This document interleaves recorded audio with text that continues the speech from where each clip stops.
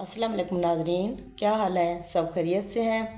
अल्लाह ताला से दुआ गो हूँ कि अल्लाह ताला हम सबको खैर और आफियत से रखे, आमीन। तो आज हम पढ़ने वाले थे सूरत बकरा की आयत नंबर 26 से। तो इसमें जो अल्लाह फरमा रहे हैं, यानी कि इन्नल्लाह ला यस्तहजी, बेशक अल्लाह नहीं शर्माता, आई यज़रिबा, इस बात से कि वो बयान करे, मासलम मा बऊज़ातन, चाहे वो मिसाल किसी मच्छर की हो, फ़मा फ़ौक़हा, या इससे कम तर चीज़ की। फ़अमल्लज़ीना आमनु, पस वो लोग जो ईमान वाले हैं, फ़यअलमून, पस वो जानते हैं, अन्नहुल हक़्क़ु, कि यही हक़ है, यही सच है, मिर रब्बिहिम, उनके रब की तरफ से।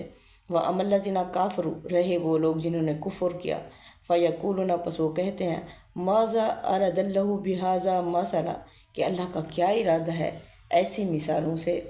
युज़िल्लु बिही कसीरों, वो गुमराह कर देता है ऐसी ही मिसालों से, कसीरों, बहुत सू को, व यहदी, और वो हिदायत देता है, बेही, ऐसी ही मिसालों से, कसीरा, बहुत सू को। वमा युज़िल्लु, और नहीं गुमराह होते, बेही, इस तरह की मिसालों से, इल्लल फ़ासिकीन, मगर वो लोग जो नाफरमान होते हैं।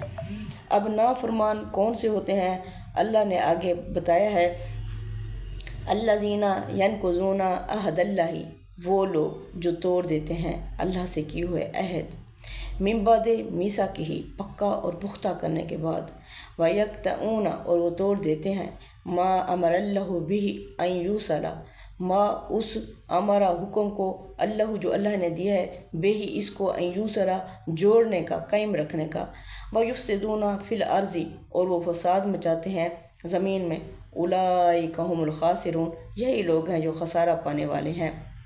इन आयात को गौर से देखें, फिर पता चलेगा कि इन आयात के मुखातिबीन कौन हैं, किन के अंदर ये सारी जो खामियां थीं पाई जाती हैं।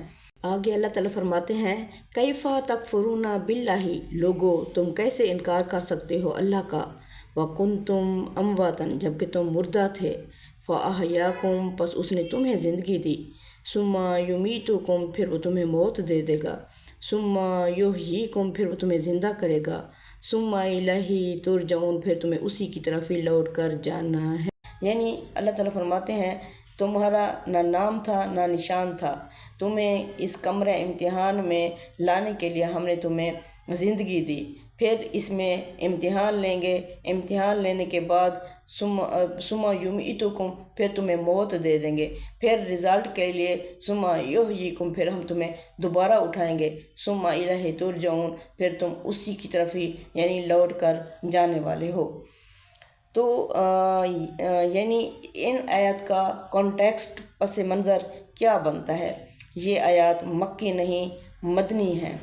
यहाँ असल मुखातिब वो लोग हैं जो कुरान की मिसालों का मजाक उड़ाने लगे थे। अल्लाह ताला जवाब दे रहे हैं कि अल्लाह को कोई झिझक ही नहीं कि वो एक मच्छर जैसी छोटी चीज़ की भी मिसाल दे दे। क्योंकि हक बात के लिए बड़ी या छोटी चीज़ की कोई कैद नहीं होती। मिसाल देने का मकसद क्या है।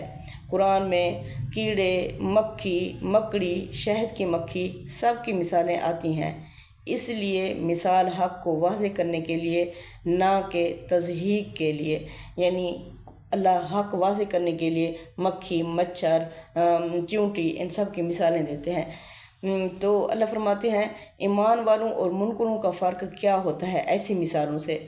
यानी ईमान वाले जान जाते हैं कि मिसाल बिल्कुल सच्ची है, और काफिर और मुनकर इतराज़ करते हैं, तज़हीक उड़ाते हैं, अल्लाह ने ऐसी मिसाल क्यों दी है। ये इतराज़ दरअसल दिल की बीमारी और हठ धर्मी की अलामत है।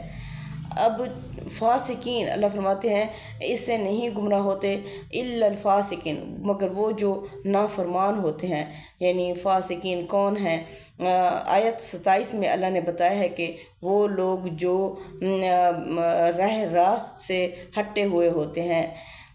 तो अल्लाह फरमाते हैं, अल्लाह के अहद को तोड़ते हैं। यहाँ यहूदी या बनी इसराइल ही मुराद हैं, क्योंकि अल्लाह ने उनसे अंबिया के बारे में मिसाक लिया था कि जब आखिरी रसूल आएंगे, यानी जब भी मेरा कोई रसूल आए और तस्दीक करता हुआ तुम्हारे पास मौजूद किताबों की, तो तुम्हें उन पर ईमान लाना होगा। یعنی جب آخری رسول آئیں گے تو تمہیں ایمان لانا ہوگا اور ان کی مدد کرنی ہوگی، لیکن انہوں نے اس وعدے کو توڑا۔ وہ رشتے توڑتے ہیں جنہیں اللہ نے جوڑنے کا حکم دیا ہے۔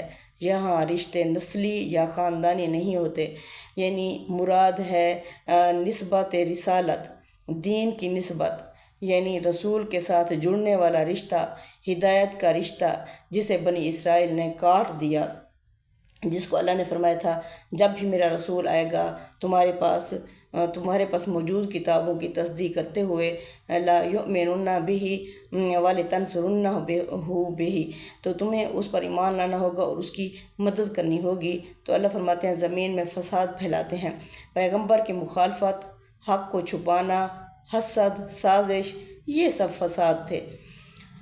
اب ہے اصل مخاطب اس سورہ کے، ان آیات کے اصل مخاطب کون ہیں؟ ویسے سورہ کے مخاطبین تو یہودی بنی اسرائیل کے لوگ ہیں، جو بالخصوص یہی یہود و نصارہ ہیں، لیکن چونکہ یہ جو ٹاپک ہے یہ یا ایھا الناس اعبدوا سے چلا آ رہا ہے، اس میں وہ سارے گروہ ہیں جو پہلے مخاطب ہو چکے ہیں، یعنی کہ اس میں فلاح پانے والے بھی ہیں اور موہر لگے بھی ہیں، اور جو بیچ کا راستہ اختیار کرتے ہیں وہ بھی ہیں، اور اس میں منافقین بھی ہیں۔ لیکن یہ جو آیات ہیں یہ خاص کر بنی اسرائیل کے بارے میں ہی نظر آتی ہیں، کیونکہ بنی اسرائیل کی ہی ہٹ دھرمی، وعدہ خلافی، حسد مسلسل موضوع ہے۔ رسول اللہ صلی اللہ علیہ وسلم کے آمد پر سب سے پہلا رد عمل بھی انہی کا ہی تھا، یعنی کہ 28 میں اللہ کا انکار کس طرح ممکن ہے۔ یہ آیت انسان کو جھنجھوڑنے کے لیے ہے کہ تم اللہ کا انکار کیسے کر سکتے ہو، جبکہ وہی تھا جس نے تمہیں زندگی دی، پھر موت دے گا، پھر دوبارہ زندہ کرے گا، اور آخر کار تم اسی کی طرف ہی لوٹو گے۔ اس میں توحید، بعث بعد الموت، قیامت، تینوں بنیادی عقائد بیان ہوئے ہیں۔ اب جو ہے اس میں یعنی ان آیات کا خلاصہ یہ نکلتا ہے کہ قرآن کی مثالیں ہدایت کے لیے ہیں، آزمائش کے لیے نہیں۔ ہدایت انہی کو ملتی ہے جو دل سے سچائی کے طالب ہوں، اور اصل خسارے میں وہ لوگ ہیں جو اللہ کے لیے کیے ہوئے وعدوں کو توڑ کر رسول کی راہ سے خود سے بھٹکتے اور دوسروں کو بھی بھٹکاتے ہیں۔ اب ان تینوں آیات کا پیغام کیا نکلتا ہے؟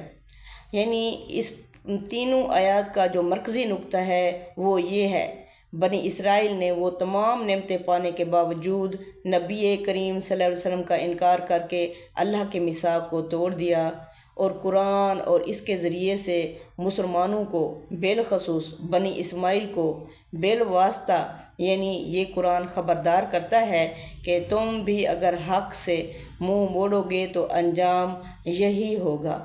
السلام علیکم ورحمۃ اللہ وبرکاتہ۔